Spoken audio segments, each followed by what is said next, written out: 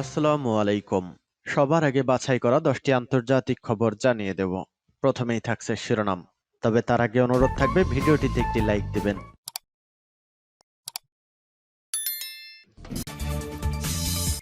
দখলদার ইসরায়েলি বাহিনী এবং ফিলিস্তিন পুরোদমে যুদ্ধ চলছে, যার জেরে পৃথিবী এখন তৃতীয় বিশ্বযুদ্ধের দ্বারপ্রান্তে। জানিয়ে দেব হাতে থাকা সর্বশেষ আপডেট আন্তর্জাতিক সংবাদ। প্রথমেই সংবাদ শিরোনাম, কে হচ্ছেন ইরানের নতুন প্রেসিডেন্ট। এরপর জানিয়ে দেব কবে নাগাদ ফুরিয়ে যাবে সৌদির তেলের ভান্ডার। এদিকে ইউক্রেনের 30টি ড্রোন ধ্বংস করেছে রাশিয়া। এরপর জানিয়ে দেব আরেকটি নতুন যুদ্ধ দেখতে যাচ্ছে বিশ্ববাসী। আরও জানিয়ে দেব 24 ঘন্টার ব্যবধানে 2 শীর্ষ সামরিক কর্মকর্তা সহ 10 ইসরায়েলি সেনা নিহত। সর্বশেষ জানিয়ে দেব সত্যি কি কাতার থেকে ইরাকে সরছে হামাসের রাজনৈতিক অফিস। এতক্ষণ শুনছিলেন সংবাদ শিরোনাম, এবারে বিস্তারিত। তবে অনুরোধ থাকবে ভিডিওটিতে একটি লাইক করবেন এবং কমেন্ট করে জানিয়ে দিবেন কোন জেলা থেকে আপনি আমাদের এই ভিডিওটি দেখছেন। কে হচ্ছেন ইরানের নতুন প্রেসিডেন্ট। গত মাসে হেলিকপ্টার দুর্ঘটনায় ইব্রাহিম রাইসির মৃত্যুর পর ইরানের নির্ধারিত সময়ের 1 বছর আগেই প্রেসিডেন্ট নির্বাচন অনুষ্ঠিত হতে যাচ্ছে। শুক্রবার 28 জুন নতুন প্রেসিডেন্ট নির্বাচনে ভোট দেবেন ইরানিরা। ব্রিটিশ বার্তা সংস্থা রয়টার্স এ খবর জানিয়েছে।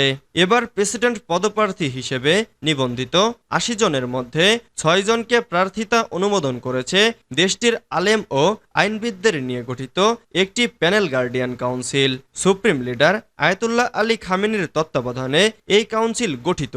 এমনকি সরকার পরিচালনার দায়িত্বে থাকা প্রেসিডেন্টকেও শেষ পর্যন্ত সর্বোচ্চ নেতার কাছে জবাবদিহিতা করতে হয়।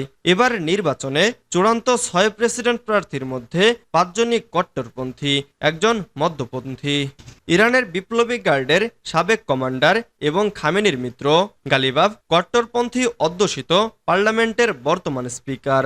62 বছর বয়সী গালিবাফ এর আগে 2 বার প্রেসিডেন্ট প্রার্থী হয়েছিলেন এবং একবার ইব্রাহিম রাইসির পক্ষে অবস্থান নিয়ে প্রার্থিতা প্রত্যাহার করেছিলেন। তেহরানের মেয়র হিসেবে রেকর্ড 12 বছর ধরে দায়িত্ব পালন করছেন তিনি।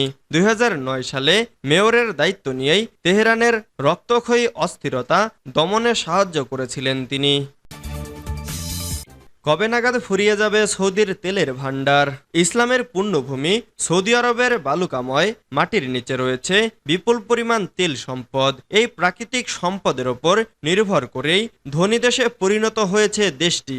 গত 8 দশক ধরে খনিগুলো থেকে তেল উত্তোলন করে যাচ্ছে রিয়াদ। কিন্তু সবকিছুরই তো শেষ রয়েছে, তেমনি একদিন শেষ হয়ে যাবে সৌদি আরবের এই তেলের ভান্ডার। কিন্তু ঠিক কত সময় পরে? সৌদি আরবের তেলের মজুদ কবে নাগাদ শেষ হয়ে যাবে?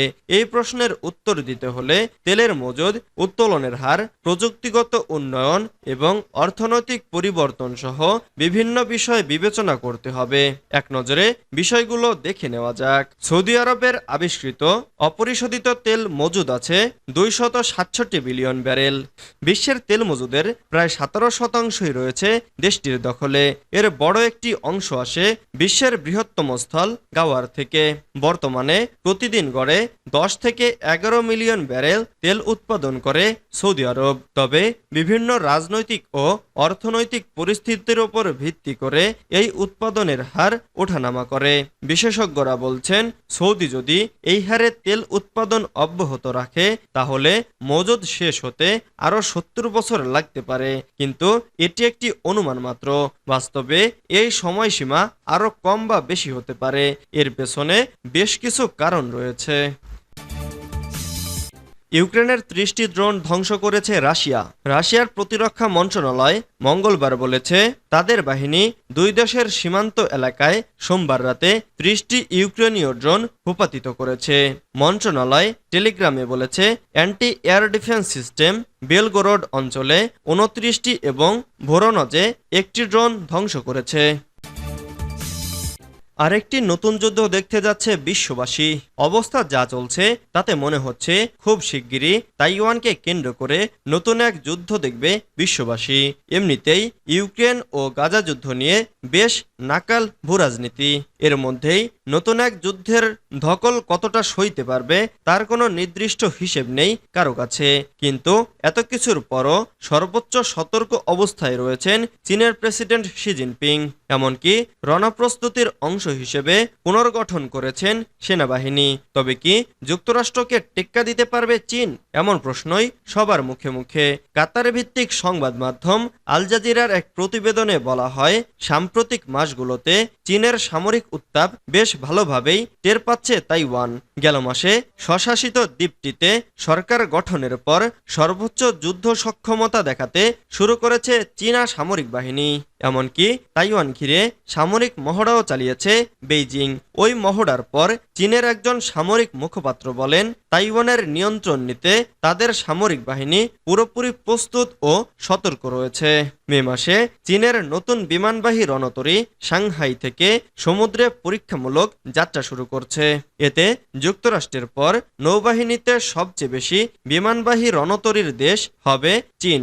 এর আগে যুদ্ধ প্রস্তুতির অংশ হিসেবে গেল এপ্রিল মাসে চীনের সেনাবাহিনীতে বড় ধরনের রদবদল করেন তিনি। এক দশকের মধ্যে চীনের সেনাবাহিনীতে এত বড় পরিবর্তন করা হয়নি। জিনপিং জানান, আধুনিক যুদ্ধে জয়ী হতে নতুন কাঠামো চীনা সামরিক বাহিনীর জন্য গুরুত্বপূর্ণ ভূমিকা রাখবে। বিশ্লেষকরা মনে করেন, আধুনিক যুদ্ধক্ষেত্রে বেইজিং এখন যুক্তরাষ্ট্রের সমকক্ষ হতে চায়, তাই তারা সেনাবাহিনী পুনর্গঠন করেছে। 24 ঘন্টার ব্যবধানে 2 শীর্ষ সামরিক কর্মকর্তা সহ 10 ইসরায়েলি সেনা নিহত। হামাসের সঙ্গে যুদ্ধে অক্টোবরের পর একদিনের মধ্যে সবচেয়ে বড় আকারে ক্ষতির শিকার হয়েছে ইসরায়েল। 2 শীর্ষ সামরিক কর্মকর্তা সহ 10 সেনা নিহতের ঘোষণা দিয়েছে দেশটি। জাতিসংঘের সাধারণ অধিবেশনে নিরঙ্কুশ ভোটে যুদ্ধবিরতির প্রস্তাব পাশ হওয়ার একদিন পরও অব্যাহত ছিল উত্তর ও দক্ষিণ গাজায় ফিলিস্তিনি সশস্ত্র সংগঠন হামাস ও ইসরায়েলি সেনাবাহিনীর সংঘর্ষ। উল্লেখ্য, সাধারণ অধিবেশনের প্রস্তাব বাস্তবায়নের বাধ্যবাধকতা না থাকলেও এটি কূটনৈতিক দিক দিয়ে গুরুত্বপূর্ণ ও একে বিশ্ব জনমতের প্রতিফলন হিসেবে ধরা হয়। গত 7 অক্টোবর থেকে গাজা উপত্যকায় নির্বিচারে বোমা হামলা চালিয়ে যাচ্ছে ইসরায়েল। হামাসকে নির্মূলের লক্ষ্যে পরিচালিত এই অভিযানে প্রাণ হারিয়েছেন অসংখ্য বেসামরিক ব্যক্তি, যাদের বেশিরভাগই নারী ও শিশু, যার ফলে বিশ্বজুড়ে উঠেছে নিন্দার ঝড় এবং বিভিন্ন মহল থেকে আসছে যুদ্ধবিরতির আহ্বান। এমনকি দেশটির প্রধান মিত্র যুক্তরাষ্ট্রের প্রেসিডেন্ট জো বাইডেনও মঙ্গলবার মন্তব্য করেন, গাজায় নির্বিচারে বোমা ফেলে ইসরায়েল আন্তর্জাতিক সমর্থন হারাতে বসেছে। সত্যি কি কাতার থেকে ইরাকে সরছে হামাসের রাজনৈতিক অফিস? কাতার থেকে ফিলিস্তিনি স্বাধীনতাকামী সংগঠন হামাসের অফিস ইরাকে সরিয়ে নেওয়া হচ্ছে বলে গণমাধ্যমে খবর বের হয়েছে। গত মাসে ইরাক সরকার এই সিদ্ধান্ত অনুমোদন করে। ইরাকের একজন জ্যেষ্ঠ সংসদ সদস্য এই তথ্য জানিয়েছেন। ওয়াইনেটের খবরে বলা হয়েছে, হামাস এই দাবি প্রত্যাখ্যান করেছে। তারা বলেছে, হামাস কাতার ছেড়ে ইরাকে যাওয়ার চেষ্টা করছে। এই প্রতিবেদন ভিত্তিহীন। ইসরায়েলি গণমাধ্যমের খবরে বলা হয়েছে, হামাসের রাজনৈতিক নেতা ইসমাইল হানিয়া এবং ইরাকের প্রতিনিধিরা একটি বৈঠকে বসেন। সেখানে কাতার ত্যাগ করে ইরাকে দপ্তর স্থাপনের সিদ্ধান্ত হয়। উল্লেখ্য, বর্তমান হামাসের রাজনৈতিক দপ্তর কাতারে অবস্থিত, কিন্তু চলমান যুদ্ধে মধ্যস্থতাকারীর ভূমিকা রাখা কাতারের অনেক কথা না শোনায় হামাসকে তারা অফিস সরিয়ে নেওয়ার আহ্বান জানায় বলে ইসরায়েলি গণমাধ্যমে খবর বের হয়। এছাড়া যুক্তরাষ্ট্র কাতারকে চাপ প্রয়োগ করে।